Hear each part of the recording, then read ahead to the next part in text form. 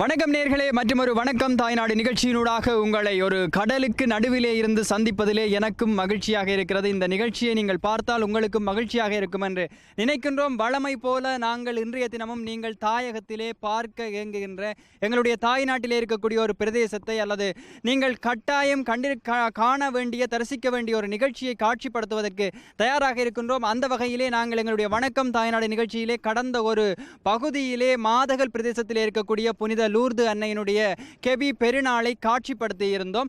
அந்த பெருநாளினுடைய தொடர்ச்சியாக இன்றைய நாளும் இந்த மாதகல் கடற்கரை பிரதேசத்திலே புனித தோமையர் விளையாட்டு இளைஞர் கழகத்தினாலே நடாத்தப்படுகின்ற மாபெரும் படகு போட்டியானது நடைபெறுவதற்கு தயாராக இருக்கின்றது. அந்த படகு போட்டிகள் நிறைவடையக்கூடிய கடல் பிரதேசத்திலே தான் நாங்கள் அந்த கண்காணிப்பில் ஈடுபட்டு கொண்டிருக்கக்கூடிய ஒரு படகிலே தான் நின்று கொண்டிருக்கின்றோம். பார்க்கின்ற பொழுதே மிக சந்தோஷமாக இருக்கிறது. இந்த கடல் அலைகளுக்கு ஊடாக இந்த படகு பயணிக்கின்ற பொழுது அது ஆடுகின்ற ஆட்டம், கடல் காற்று, இப்போது இருக்கக்கூடிய இளம் வெக்கை கூட மிக சந்தோஷமாக இருக்கிறது. காற்று வீசுகின்ற பொழுது இதில் நின்று பேசிக்கொண்டிருப்பதற்கு கூட மகிழ்ச்சியாக இருக்கிறது. தூரத்திலே தெரிகின்ற கடற்கரை, அங்கே இருக்கக்கூடிய மக்கள், இவற்றையெல்லாம் பார்க்கின்ற பொழுது எங்களுக்கு மிக வித்தியாசமான அனுபவங்களை தந்து கொண்டிருக்கின்றது. நேர்களே, இன்றைய நிகழ்ச்சியிலே நாங்கள் இந்த படகு போட்டி பற்றியான அறிதல்களைத்தான் தரப்போகின்றோம். அது தொடர்பாகத்தான் இன்றைய நிகழ்ச்சி விரிய போகின்றது. தொடர்ந்தும் வணக்கம் தாய்நாடு நிகழ்ச்சியோடு இணைந்திருங்கள்.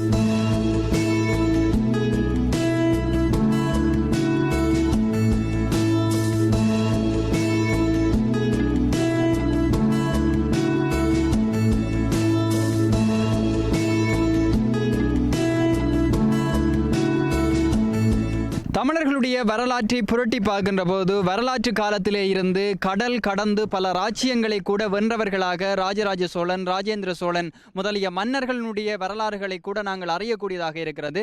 கடலோடும் நீரோடும் படகோடும் பெரிய பெரிய பாய் கப்பல்களோடும் அதிக உறவை கொண்டிருந்தவர்கள் தமிழர்கள்.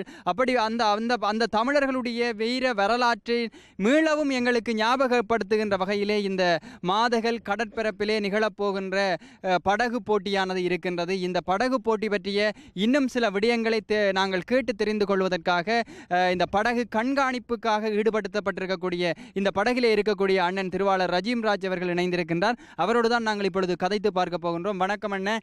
இந்த படகு போட்டி எப்படி படகுகள் வர வேண்டும், எவ்வளவு தூரத்தை கடக்க வேண்டும், இதை பற்றி எல்லாம் எங்களோடு சொல்லுங்கள். இந்த படகு போட்டியானது இதற்குரிய விதி தீர்மானிக்கிறது, எங்களுடைய கழகம்தான் தீர்மானிக்கிறது. அதாவது இது இந்த முறையும் வருடா வருடம் நடக்கிற மாதிரி 3 வட்டங்கள், இரண்டாவது நிலையத்தை 3 தடவைகள் சுற்ற வேண்டும் என்பதுதான் விதி.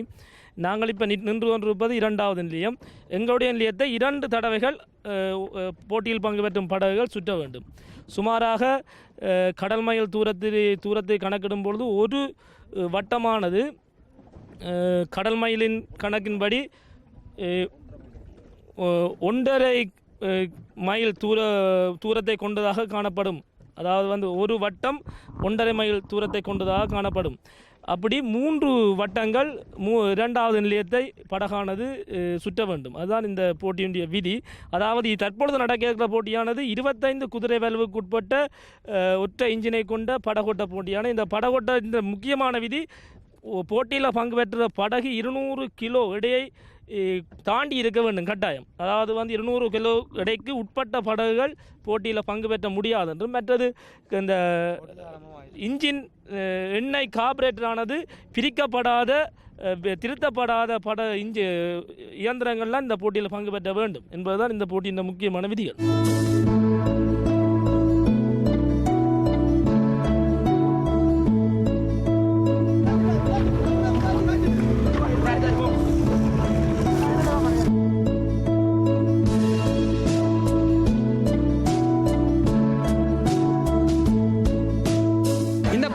கழகத்தினுடைய ஒழுங்கமைப்பாளரும் இந்த கழகத்தினுடைய முன்னாள் தலைவருமாக இருந்திருக்கக்கூடிய திருவாளர் நேசன் அன்னை அவர்கள் இன்னும் எங்களோடு இணைந்திருக்கின்றார்.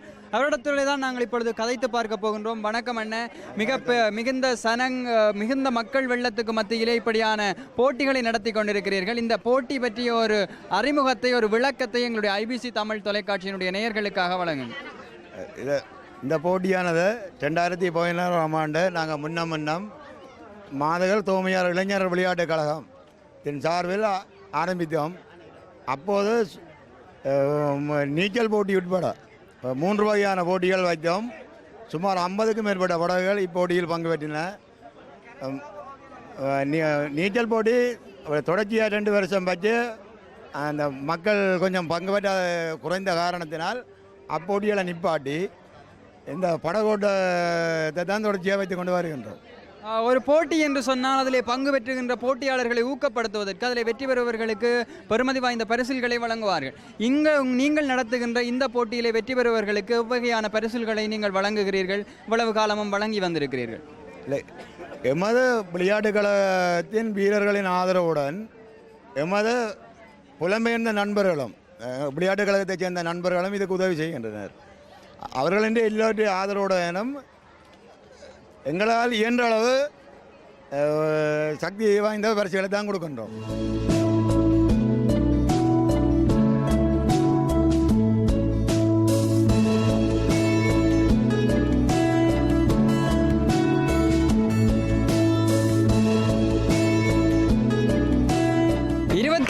குதிரை வலு கொண்ட படகு ஓட்ட போட்டியிலே முதலிடம் பெற்றிருக்கக்கூடிய திருவாளர் அமலேஷ் அவர்கள் எங்களோடு இணைந்திருக்கின்றார். அவரோடு கதைத்து பார்ப்போம். வணக்கம் அண்ணன். இன்றைக்கு மிக மிக விறுவிறுப்பாக நடைபெற்ற அல்லது உங்களுடைய திறமைக்கு சவாலாக இருந்திருக்கக்கூடிய இந்த போட்டியிலே பலரை பின்னுக்கு தள்ளி நீங்கள் முன்னிலையில் பெற்றிருக்கிறீர்கள். உங்களுடைய மனநிலை எப்படி இருக்கிறது? எங்களோட இன்ஜினை நாங்கள் ஒரு தரமான நிலைக்கு செய்ய நாங்கள் மற்ற போட்டையும் நாங்கள் அதுக்கேற்ற மாதிரி எடுத்து நாங்கள் மற்ற இந்த காற்று தான் எங்களுக்கு கொஞ்சம் அந்த ஓடுறதுக்கு ஒரு அந்த கட்டுப்பாடு இருக்கலாம் போயிட்டு எங்களால் அதையும் சமாளித்து எங்களை ப்ரெஃபரன்ஸ் தான் ஓரளவு ஓடி எங்களோட போட்டை முதலாம் கொண்டு வந்திருக்கிறேன். கடந்த காலங்களிலே இந்த போட்டியிலே பங்கு பெற்றினீர்களா? எதிர்காலத்திலே இந்த போட்டியிலே பங்கு பெற்றுவதற்கு திட்டமிட்டு இருக்கிறீர்களா? கடந்த காலத்தில் 2014ஆம் ஆண்டு ஓடி இருக்கிறேன். அப்பையும் முதலாம் இடம் தான் வந்தேன். இனி வருங்காலங்கள் ஓடுற முடிவு சொல்லல. அது இனி வருங்காலங்கள்லாம் சொல்லல.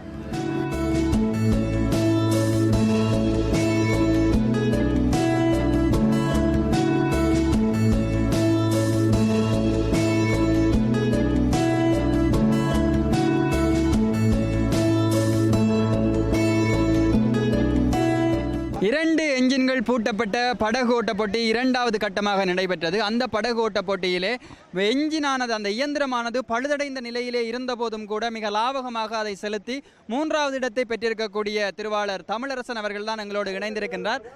வணக்கம் அண்ணன். உங்களுடைய அனுபவம் எப்படி இருந்தது? இந்த போட்டியிலே 3வது இடத்தை பெற்றிருக்கிறீர்கள். படகினுடைய இயந்திரம் பழுதடைந்த நிலையிலும் கூட இந்த நிலையிலே உங்களுடைய மனநிலை எப்படி இருக்கிறது? தோல்வியோ வெற்றியோ சரிசமனாக என்றது நல்ல வழக்கம். இந்த நிலையிலே உங்களுக்கு இந்த படகு ஓட்டத்தை கற்றுத்தந்தவர்கள் யார்? அவர்களுக்கும் இந்த இடத்துல நீங்கள் நன்றிகளை தெரிவிக்க கூட சந்தர்ப்பம் இருக்கிறது. யார் அந்த எப்படி நீங்கள் ஆரம்பத்திலே படகு ஓடுகின்ற பொழுது பெற்ற அனுபவங்கள், அந்த பயிற்சி அனுபவங்களை எங்களோடு பகிர்ந்து கொள்ளுங்கள். தந்தை தான் எனக்கு பழக்கினவர். அவர் எங்களை தொழில் ரீதியாக போட்டோட இன்ஜின் ஓவியங்கள் தொழில் ரீதியாக தான் பழகினது. உங்களோடு உங்களுடைய உறவினர் ஒருவரும் இணைந்திருக்கிறார் என்று நினைக்கின்றேன். வணக்கம் அம்மா. நீங்கள் இவருடைய உறவினர் தானே? உங்களுடைய மனநிலை எப்படி இருக்கிறது? வணக்கம். இந்த தமிழரசு என்ற சொல்லுக்கு ஒரு பெரிய வரலாறு உண்டு. எனவே அவர் தமிழரசன் என்ற பெயரை சூடி நிற்கின்றார். இவர்கள் வரலாற்றில் பல பதிவுகளை இவருடைய அப்பா செய்திருக்கின்றார். அதன் வழித்தோன்றலாக இன்று இவர் இருக்கின்றார். அந்த தமிழரசன் என்ற சொல்லுக்கு, தமிழரசு என்ற சொல்லுக்கு அவர் தடம் பதித்திருக்கின்றார். அவர் நிச்சயமாக வெற்றி அடைவார் என்ற நம்பிக்கை எனக்கு இருக்கின்றது. தமிழர்கள் வெற்றி அடைவார்கள் என்ற நம்பிக்கை எனக்கு இருக்கின்றது. நீண்ட காலத்தின் பின் இந்த போட்டியில், இந்த மண்ணில் நான் கால் பதிப்பதற்கு வந்திருக்கின்றேன். எனவே இன்று இந்த பெருந்திரளான மக்களை பார்க்கும்போது நான் மிகவும் மகிழ்ச்சி அடைகிறேன்.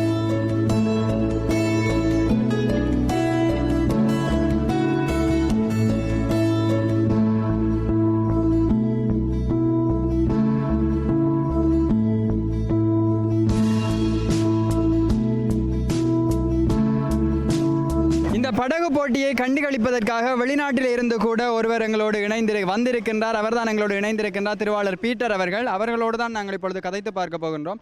வணக்கம் அண்ணே, இந்த போட்டியை பார்ப்பதற்காக புலம்பெயர்ந்த தேசம் ஒன்றிலே இருந்து வந்திருக்கிறீர்கள். உங்களுடைய மனநிலை எப்படி இருக்கிறது? இந்த போட்டி எப்படி இருக்கிறது? ஓகே, என்னுடைய பேர் பீட்டர். நாங்கள் லண்டன் மாநகரத்திலே லூசியம்பாதில் வாழ்ந்து கொண்டிருக்கிறேன். இந்த நேரடியாக இந்த மக்கள் பார்த்து கொண்டிருக்கும் இந்த ஊரை நீங்கள் உலகம் பூராக அறிய வேண்டும் என்று நான் இப்போ பேசிக்கொண்டிருக்கிறேன். எங்கள் விளையாட்டுத்துறையை பொறுத்த மட்டும் இங்கே வந்து விளையாட்டுத்துறையும் சரி, பெண்கள் சரி, ஆண்கள் சரி, கடல் நீச்சல் என்று பார்த்தீங்களென்றா முதலாவது இடத்தில் தான் இருக்கும். கரையோரம் இருக்கும் இந்த மாதா கோயிலை பற்றி உலகம் பூர்வம் தெரியணும் என்று தான் நான் இப்போ பேசிக்கொண்டிருக்கிறேன். உலகத்தில் உள்ள அத்தனை மக்களும் இங்கே வருகிறார்கள். இங்கே புதுமைகளும் நடக்கின்றன. இந்த படகு போட்டி என்பது ஒரு சும்மா ஒரு பொழுதுபோக்காக இல்லை. கன வீரர்கள் எத்தனையோ காசுகளை செலவழித்து எவ்வளவோ மக்களை பார்வையிட்டு எவ்வளவோ பேர்களை சந்தித்து தான் இதுகளை செய்கிறார்கள். அதுக்காக போலீஸ்காரரும் அதுகளும் வந்து இப்போ நாடுகள் நல்ல நிலைமையில் இருக்கிறபடியாக அங்கே இருக்கிற பிள்ளைகள் இதுகளுக்கு வர வேணும் என்று தான் என்னுடைய ஆசை. வெளிநாடுகளில் இருக்கிற பிள்ளைகள் இங்கே இருக்கிற மக்களை வந்து சந்திக்கணும். இப்படியான நிலை அவர்களுக்கு கிடைக்காது. ஆனால் அங்கே காசு இருக்குது, இப்படியான வசதிகள் இல்லை. ஆனால் இங்கே உள்ள மக்களுக்கு இவ்வளோ சந்தோஷமாக கிடைக்குதுன்றா இது வந்து கடவுளுடைய ஒரு நன்மை தான்.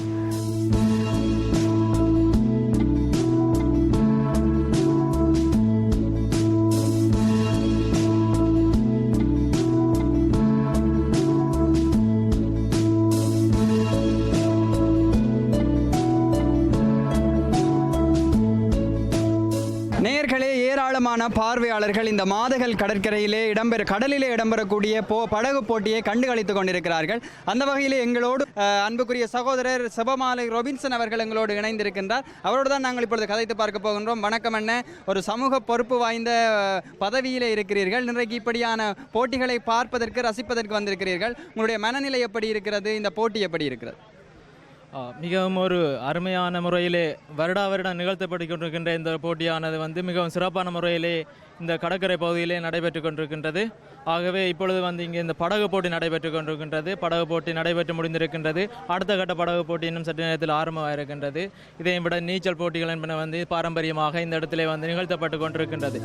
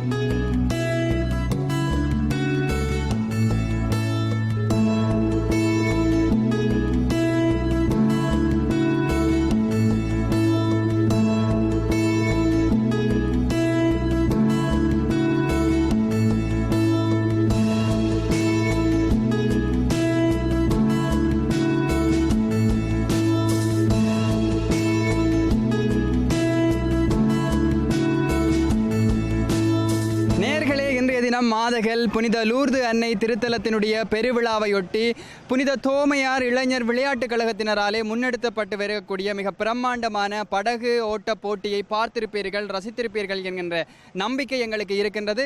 இப்போது கூட நாங்கள் மாதகல் கடற்கரை பரப்பிலே தான் நின்று கொண்டிருக்கின்றோம். ஏராளமான ரசிகர்கள், பார்வையாளர்கள் இந்த கடற்கரையிலே கூடியிருந்து பார்த்து கொண்டிருக்கிறார்கள். நிறுத்தி வைக்கப்பட்டிருக்கக்கூடிய படகுகளிலே கூட இருந்து ரசித்து கொண்டிருக்கிறார்கள்.